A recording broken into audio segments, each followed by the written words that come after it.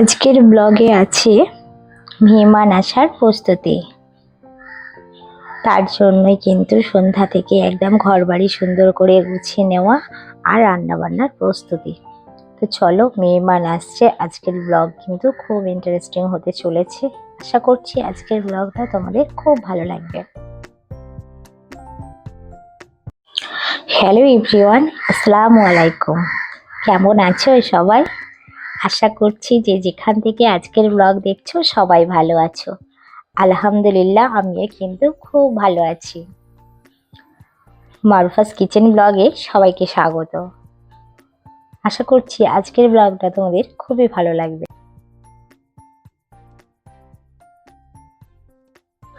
এখন সময় হচ্ছে সন্ধে ওই 6:15। আমি কিন্তু সুন্দর করে বেডরুমের বিছানাপত্র গুছিয়ে সুন্দর করে রেখে দিয়েছি, কারণ আর কয়েক মিনিটের মধ্যেই কিন্তু আমার মেহমান আসতে চলেছে। যতটা পেরেছি তাদের জন্য কিন্তু সুন্দর করে বিছানাপত্র করে রেখেছি, যাতে করে মেহমানদের কিন্তু শোবার না কোনো রকম অসুবিধা হয়।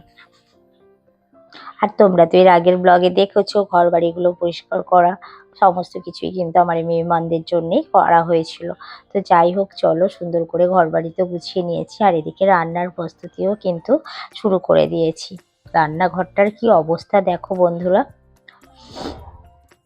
মেহমানদের জন্য শুধু তো ঘরটা সুন্দর করে গুছিয়ে রাখলেই হবে না, সাথে কিন্তু আজকে বানাচ্ছি আলু আর বানাচ্ছি কিন্তু চিংড়ির মালাইকারি। তো চলো, সমস্ত কিছু রান্না বান্নাও তোমাদের সঙ্গে অল্প অল্প করে কিন্তু শেয়ার করতে চলেছি বন্ধুরা। তো তোমরা ভিডিওটা স্কিপ না করে দেখতে থাকো। আর দেখো, ঘর বাড়িটাকে গুছিয়ে সুন্দর করে রেখেছি, কি সুন্দর লাগছে। তোমাদের কেমন লাগছে তোমরাও কিন্তু কমেন্ট করে জানিও। এই সমস্ত ছোট ছোট কাজের মধ্যে লুকিয়ে থাকে অনেক বড় সুখ, সেটাই কিন্তু আজকের ব্লগে তোমাদের সঙ্গে শেয়ার করতে চলেছি। ব্লগটা ভালো লাগলে বন্ধুরা প্লিজ তোমাদের কাছে অনুরোধ, চ্যানেলটিকে যারা নতুন বন্ধু তারা প্লিজ সাবস্ক্রাইব করে পাশে থেকো। আর যারা কাজটি করে ফেলেছো তাদেরকে অসংখ্য অসংখ্য ধন্যবাদ। আর যারা ভিডিওটা দেখছো তাদেরকে অনুরোধ করব প্লিজ লাইক কমেন্ট করার জন্য। আজকের সন্ধ্যাটা কিন্তু একটু অন্যরকম ছিল। সন্ধ্যার নামতেই যেন বাড়িটা একটা আলাদাই সৌন্দর্য বা আলাদাই সাজে কিন্তু সেজে উঠেছে। মেহমান আসার খুশিতে কিন্তু মনটা ভরেও যেমন উঠলো, সেরকম হাত দুটোও কিন্তু খুব ব্যস্ত হয়ে পড়েছিল সমস্ত কাজে হাত লাগানোর জন্য। কারণ ওদিকে বেডরুম রেডি করলাম, তারপরে দেখো চারিদিকে সমস্ত লাইটগুলো জ্বালিয়ে তারপরে চলে এসেছি আমি রান্নার প্রস্তুতি নিতে। কারণ মেহমানদের আসার আগেই আমি কিছুটা রান্না বান্না কিন্তু আগে নিতে চলেছি। তো চলো, ভিডিওটা তোমরা দেখতে থাকো। এখন আমি বানাচ্ছি চিংড়ি মাছের মালাইকারির জন্য। আমি চিংড়িটাকে আগের দিনকেই নিয়ে এসেছিল সিমরার বাবা, আমি সেটাকে বেছে পরিষ্কার করে ডিপ ফ্রিজে রেখে দিয়েছিলাম। তো সেই জন্য আজকে আমি সেটাকে বার করে বরফটা ছেড়ে যাবার পরে নুন হলুদ দিয়ে কিন্তু ভেজে নেব। আর চিংড়ি মাছের মালাইকারি তো আমরা কম বেশি সবাই বানাতে পারি, সবাই বানানোটা হয়তো একই রকম হয় না, যে অনেকজন অনেক রকম পদ্ধতিতে বানায়। তো আজকে আমি নারকেলের দুধ অ্যাড করছি না, আমি চিংড়ি মাছের মালাইকারিটা কিভাবে বানাচ্ছি সেটা তোমাদের সঙ্গে কিন্তু শেয়ার করব। চিংড়িগুলো বেশ খুব যে ছোট ছোট ছিল তাও না, ক্যামেরায় হয়তো একটু ছোট লাগছে বা কাটার পরে একটু ছোট লাগছে, কিন্তু চিংড়িগুলো বেশ বড়ই ছিল।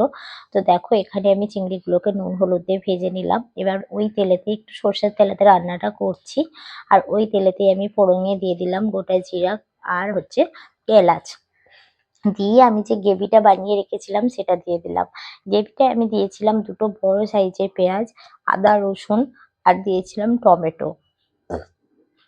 টমেটো দিয়ে গোটা জিরে আর গোটা ধনে দিয়ে দিয়েছিলাম, দিয়ে ভালো করে মশলাটাকে কিন্তু আমি কষিয়ে নিচ্ছি।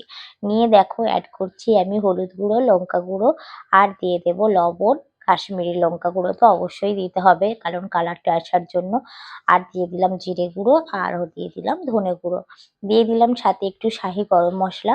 যারা শাহি গরম মশলা খেতে পছন্দ করো না তারা না দিলেও পারো, না দিতেও পারো। তারপরে দিয়ে দিলাম ফেটানো একটু টক দই, ওই 2 চামচের মতো। দিয়ে ভালো করে, যেহেতু টমেটো দিয়েছি খুব বেশি দই দেবে না, দিলে তাহলে টক হয়ে যাবে বেশি। তো সামান্য দিলাম, দিয়ে তারপরে সামান্য চিনিও কিন্তু অ্যাড করে দিলাম, কারণ এই রান্নাটা একটু কিন্তু মিষ্টি মিষ্টি খেতে আমরা সবাই ভালোবাসি। তো দেখো এবার মশলাটাকে কিন্তু কষানোর পালা। মশলাটাকে সুন্দর করে কষিয়ে নিতে হবে যেন পুরো শুকনো শুকনো হয়ে যায়। সাথে একটু লবণও অ্যাড করলাম, একটু লবণ চেখে দেখলাম একটু কম হয়েছে। তো এইভাবেই কিন্তু আমি কিন্তু চিংড়ির মালাইকারিটা করে নিয়েছি, করছি আর কি। আর এখানে মেয়ে কিন্তু আমাকে হেল্প করার জন্য চলে এসেছে। ও বলছে, "মাম্মাম, মেহমান আসছে যখন আমাকে তুমি কিছু করতে দিচ্ছ না কেন? আমিও কিন্তু তোমার হাতে হাতে কাজ করব।" তো সেই জন্য ও চলে এসেছে। আমি কিভাবে কি করছি আমার কিন্তু রান্না দেখছে ও। আর এই বয়স থেকেই ওর কিন্তু রান্না করার খুব মানে মন। ও মানে আমি দেখেছি মাঝে মাঝেই ও করে যেটা, খেলনা বাটি নিয়ে আর কি আমি যেভাবে রান্না করি, ও কিন্তু ঠিক সেইভাবেই রান্না-বান্নাগুলো নিজের মনে মনে দেখি করে। তো যাই হোক, দেখো এই পর্যায়ে এসে গ্যাসটাকে একদম স্লো করে দিয়ে তারপরে কিন্তু দুধটা অ্যাড করতে হবে। এটা আমি আমুল গোল্ড দুধ নিয়েছি, তোমরা চাইলে যে কোনো দুধ নিতে পারো, তবে গরুর দুধ দেবে না, গরুর দুধ দিলে কিন্তু আষ্টে গন্ধ লাগবে, খেতে ভালো লাগবে না।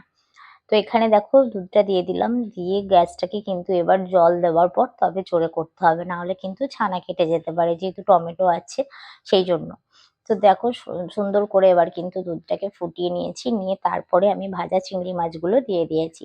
আর চিংড়ি মাছের মালাইকারিতে চিংড়ি মাছ কখনোই বেশি ভাজা উচিত নয়, তাতে কিন্তু চিংড়ি মাছের যে অরিজিনাল টেস্টটা থাকে সেটা কিন্তু থাকে না। তো দেখো এইভাবে আমি কিন্তু করেছি, চিংড়ি মাছের মালাইকারিটা হয়ে আসার সময় একটু কাসুরি মেথি ছড়িয়ে দিয়েছি।